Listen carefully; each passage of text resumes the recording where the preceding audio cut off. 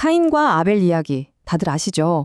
인류 최초의 살인사건으로 알려진 아마 역사상 가장 유명한 형제 이야기일 겁니다. 오늘은요, 이 너무나 익숙한 이야기를 아주 독특한 시각으로 한번 깊숙이 들여다보려고 합니다. 이 분석의 바탕이 된 원전의 논리를 차근차근 따라가면서 그 안에 숨겨진 진짜 의미가 뭔지 함께 파헤쳐 보겠습니다. 사실 이 이야기에서 가장 큰 미스테리는 바로 이거잖아요. 대체 왜 하나님은 아벨의 제물은 기쁘게 받으시고 가인의 제물은 거절하셨을까? 그냥 가인의 정성이 부족해서? 아니면 제물이 마음에 안 들어서? 어쩌면 우리가 생각했던 것보다 훨씬 더 거대하고 체계적인 원리가 그 뒤에 숨어 있었던 건 아닐까요? 오늘 우리가 살펴볼 해석은 바로 이 질문에 대해 정말 놀랍도록 구체적인 답을 제시합니다.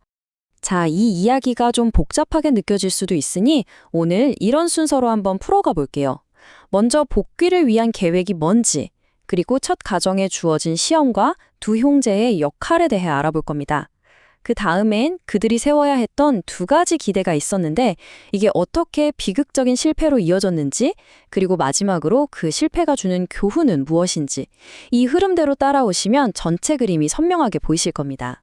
좋습니다. 그럼 본격적으로 시작해볼까요? 이 해석의 출발점은 이렇습니다.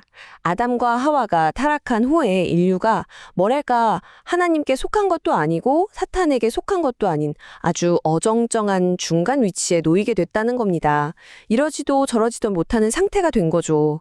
그래서 이 상태의 인류를 원래 완벽했던 모습으로 되돌려 놓기 위한, 즉 복귀시키기 위한 특별한 계획이 필요했다는 겁니다. 여기서 이 해석을 이해하는 가장 중요한 키워드가 나옵니다. 바로 복귀 섭리라는 단어인데요. 이게 우리가 흔히 생각하는 구원과는 스케일이 좀 다릅니다. 단순히 죄를 용서해주는 차원을 넘어서 아예 모든 것을 타락 이전의 그 완벽했던 처음 상태로 리셋하려는 하나님의 거대한 복원 프로젝트라고 보시면 돼요. 앞으로 일어나는 모든 일은 바로 이 목표를 위해서 진행되는 겁니다. 자, 그럼 이 거대한 복원 프로젝트의 첫 번째 단계는 무엇이었을까요? 바로 메시아를 위한 기대를 세우는 것이었습니다. 이게 뭐냐면, 비유하자면 구원이라는 연극의 주인공인 메시아가 등장해서 멋지게 활약할 수 있도록 그 무대를 완벽하게 세팅하는 작업이라고 할 수 있죠. 그리고 당연히 이 무대를 만들기 위해서는 반드시 지켜야 할 조건들이 있었습니다. 자, 이제 그 무대를 세울 책임이 누구에게 돌아갔느냐? 바로 인류 최초의 가정, 아담의 가족입니다. 그런데 여기서 정말 흥미로운 지점이 있어요. 이 막중한 임무를 정작 당사자인 아담이 아니라 그의 아들들인 카인과 아벨이 맡게 됐다는 사실입니다. 아니, 사고는 아버지가 쳤는데 왜 그 수습을 아들들이 해야 했을까요? 상식적으로 생각하면 이게 좀 이상하잖아요. 잘못한 사람이 직접 해결하는 게 맞는데 왜 아담은 직접 나설 수 없었을까요? 여기에는 아주 중요하고도 원리적인 이유가 숨어 있습니다. 원전에 따르면 타락한 아담은 말 그대로 하나님과 사탄, 양쪽에 다리를 걸치고 있는 상태였어요. 그러다 보니 아담이 무언가를 하나님께 바치면 사탄이 와서 그거 내 건데? 하고 소유권을 주장할 수 있는 거죠. 반대로도 마찬가지고요. 누구 거라고 명확하게 말할 수 없는 이런 애매한 상태, 이걸 바로 비원리적인 상황이라고 부릅니다. 하나님의 계획은 이런 불분명한 상태에서는 단 한 발짝도 나아갈 수가 없었습니다. 그래서 이 꽉 막힌 상황을 풀기 위해 하나님이 정말 기가 막힌 방법을 쓰십니다. 바로 아담 한 사람 안에 뒤죽박죽 섞여 있던 선과 악의 성질을 밖으로 꺼내서 두 아들에게 각각 나누어 맡긴 겁니다. 한 아들은 선을 대표해서 하나님 편에, 다른 아들은 악을 대표해서 사탄 편에 세운 거죠. 이렇게 입장을 명확하게 갈라넣어야만 이 문제를 원리적으로 풀어갈 수 있는 구도가 만들어지니까요. 자, 그럼 궁금해지죠. 누가 하나님 편에 서고 누가 사탄 편에 섰을까? 장남인 카인과 차남인 아벨, 이들의 역할은 대체 어떤 기준으로 정해진 걸까요? 자, 집중해서 들어주세요. 이 부분이 이 해석의 정말 하이라이트입니다. 두 아들의 역할은 놀랍게도 그들의 어머니, 하와의 타락 과정과 그대로 연결됩니다. 아시겠지만 하와의 타락은 천사장과 먼저, 그리고 아담과 나중에 이렇게 두 단계로 이루어졌잖아요. 바로 그 순서입니다. 첫째 아들 카인은 그 첫 번째 행위를 상징해서 사탄의 입장에, 둘째 아들 아벨은 두 번째 행위를 상징해서 하나님의 입장에 서게 됐다는 겁니다. 왜냐고요? 그나마 두 번째 행위가 조금이라도 회복의 가능성이 있는 덜 비원리적인 행위였기 때문이라는 거죠. 그래서 이 원전은 여기서 아주 중요한 원칙을 하나 이야기합니다. 사탄이 이 세상을 먼저 차지했기 때문에 역사적으로 첫 번째 것은 사탄이 자기 것이라고 주장하는 경향이 있다는 거예요. 그래서 하나님은 이 판을 뒤집기 위해 의도적으로 두 번째 존재를 선택해서 역사를 다시 찾아오는 복귀 섭리를 펼치신다는 겁니다. 성경에서 왜 유독 둘째 아들인 야곱 같은 인물들이 선택받는지 이제 그 이유를 좀 아시겠죠? 바로 이런 원리 때문이라고 설명합니다. 자, 이렇게 역할 분담이 끝났습니다. 이제 두 형제가 힘을 합쳐서 메시아를 위한 기대라는 무대를 완성해야 하는데요. 여기에는 두 단계의 과제가 있었습니다. 하나는 믿음의 기대, 다른 하나는 실체 기대입니다. 첫 번째 과제는 믿음의 기대입니다. 이건 상징적인 제물을 바치는 행위를 통해서 타락으로 깨져버린 하나님과의 신뢰관계를 다시 회복하는 작업이었어요. 그럼 이 역할은 누가 맡아야 할까요? 네, 당연히 하나님 편에선 아벨의 몫이었죠.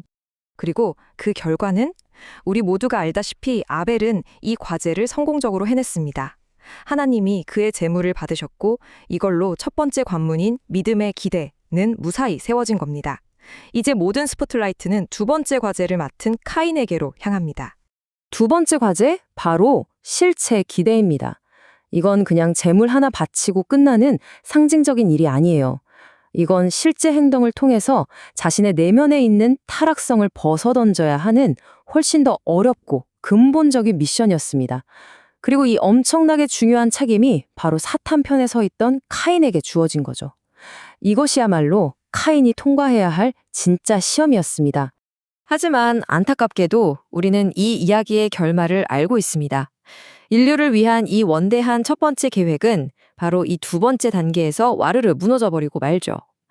도대체 카인은 무엇을 해야만 했던 걸까요? 그리고 그는 어떻게 정확히 그 반대의 길을 걷게 된 걸까요? 원전을 보면 카인이 자신의 타락성을 벗고 성공할 수 있는 길이 명확하게 제시되어 있었습니다. 총 4가지 조건이었는데요. 이 조건들은 하나같이 인류 최초의 타락을 일으켰던 천사장의 행동을 정반대로 되돌리는 것이었습니다. 질투 대신 사랑으로, 지배 대신 굴복으로, 말 그대로 타락의 과정을 역순으로 복원하는 카인에게 주어진 구원의 공식이었던 셈이죠. 그런데 카인은 어떻게 했죠? 동생 아벨을 사랑하기는커녕 그를 죽여버렸습니다. 이것은 단순히 조건을 지키지 못한 수준이 아니었어요. 자신에게 주어진 구원의 공식을 자기 손으로 찢어버리고 정면으로 거부한 행위였습니다. 결국 카인의 이 끔찍한 행위는 태초에 천사장이 저질렀던 그 실수를 똑같이 반복해버린 것이나 다름없었습니다. 그 결과 두 번째 과제였던 실체 기대는 세워지지 못했고 인류를 위한 첫 번째 복귀 계획은 이렇게 허무하게 완전한 실패로 끝나고 말았습니다.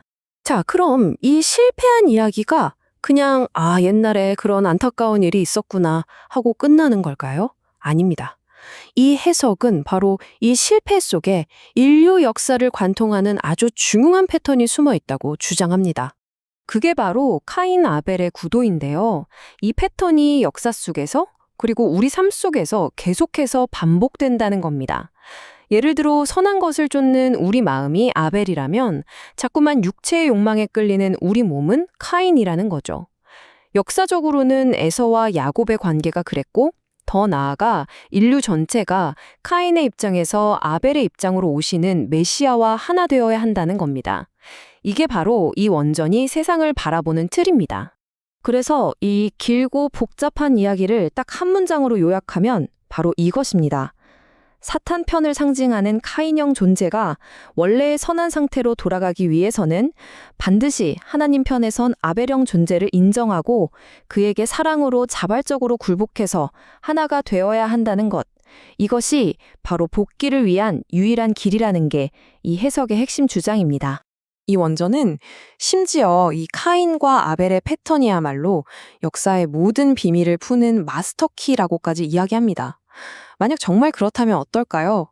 이 열쇠를 손에 쥐고 우리가 살고 있는 이 세상과 지나온 역사를 다시 한번 들여다본다면 과연 우리는 무엇을 보게 될까요? 이 질문을 여러분께 남겨드리면서 오늘 이야기는 여기서 마치겠습니다.